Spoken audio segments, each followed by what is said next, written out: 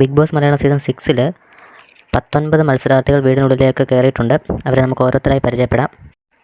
അതിലാദ്യമായി വീടിനുള്ളിലേക്ക് പ്രവേശിച്ചത് അൻസിബ ഹസനാണ്. അൻസിബ ഹസൻ നിങ്ങൾക്കെല്ലാവർക്കും അറിയാം, ലാലേട്ടൻ്റെ കൂടെ ദൃശ്യം സിനിമയിൽ അഭിനയിച്ചിട്ടുണ്ട്. ലാലേട്ടൻ്റെ മൂത്ത മകളായിട്ട് അഭിനയിച്ചിട്ടുണ്ട്. ഇതാണ് അൻസിബ ഹസൻ. ദുബായിൽ നിന്നുമാണ് വരുന്നത്. ദുബായിൽ ഇപ്പോൾ നിലവിൽ RJ ആയിട്ട് വർക്ക് ചെയ്യുവാണ്. അടുത്തത് രണ്ടാമത്തെ മത്സരാർത്ഥിയായിട്ട് വീടിനുള്ളിലേക്ക് കയറിയത് ജിൻഡോ ആണ്. ജിൻഡോ ഒരു ഫിസിക്കൽ ട്രെയിനറാണ്. ധാരാളം സെലിബ്രിറ്റീസിനെ ഫിസിക്കൽ ട്രെയിനിങ് ചെയ്യിച്ചിട്ടുണ്ടെന്ന് അദ്ദേഹം പറഞ്ഞു. അതുപോലെ തന്നെ ഒരുപാട് ജിം സെൻറ്ററുകൾ ഇദ്ദേഹത്തിൻ്റെ പരിധിയിൽ ഒരുപാട് ജിം സെൻറ്ററുകൾ ഇദ്ദേഹം മാനേജ് ചെയ്യുന്നുണ്ട്. ഒരു ഫിസിക്കൽ ട്രെയിനറാണ് ജിൻഡോ.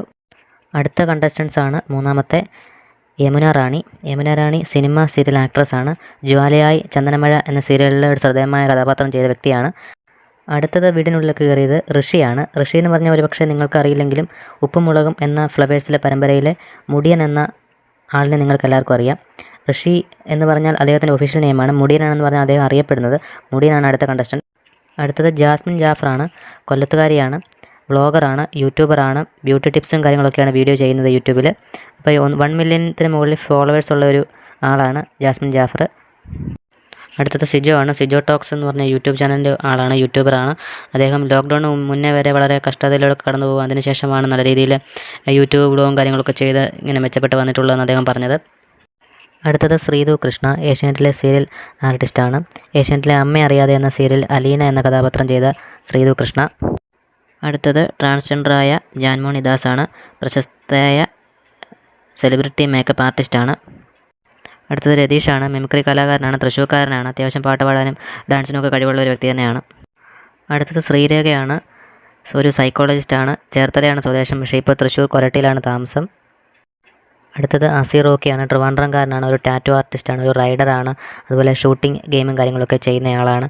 അത്യാവശ്യം അസീർ റോക്കി 2 പേരുണ്ട്. അപ്പോൾ രണ്ടും വ്യത്യസ്തമായ 2 ആളുകളുടെ രീതിയിലുള്ള പെരുമാറ്റം കാര്യങ്ങളൊക്കെ പ്രതീക്ഷിക്കാമെന്ന് അദ്ദേഹം പറഞ്ഞിട്ടുണ്ട്. അടുത്തത് അപ്സര. സ്വാതന്ത്ര്യം സീരിയലിലെ വില്ലത്തി കഥാപാത്രം ചെയ്യുന്ന അപ്സര. ഡാൻസിങ് അറിയാം, പാട്ടൊക്കെ അറിയാമെന്ന് പറഞ്ഞിട്ടുണ്ട്. അടുത്തത് ഗബ്രി. അങ്കമാലിക്കാരനാണ്, സിവിൽ എൻജിനീയറാണ്, അതുപോലെ സിനി ആക്ടറാണ്. അടുത്തത് നോറ. Social media ഇൻഫ്ലുവൻസറാണ്. അടുത്തത് മോഡലായ അർജുൻ ശ്യാം. കോട്ടയം കടുത്തുരുത്തിക്കാരനാണ്, MBA ഹോൾഡറാണ്. അടുത്തത് സുരേഷ്. ലാലേട്ടനൊപ്പം ഒരു സിനിമയിൽ ഭ്രമരം എന്ന് പറഞ്ഞ സിനിമയിൽ അഭിനയിച്ചിട്ടുള്ള ആളാണ്. അടുത്തത് ശരണ്യ ആനന്ദാണ്. കുടുംബവിളക്കിലെ വേദിക എന്ന വില്ലത്തി കഥാപാത്രം ചെയ്താണ് ശ്രദ്ധേയായത്. ഗുജറാത്തിൽ ജനിച്ച് വളർന്ന ആളാണ്.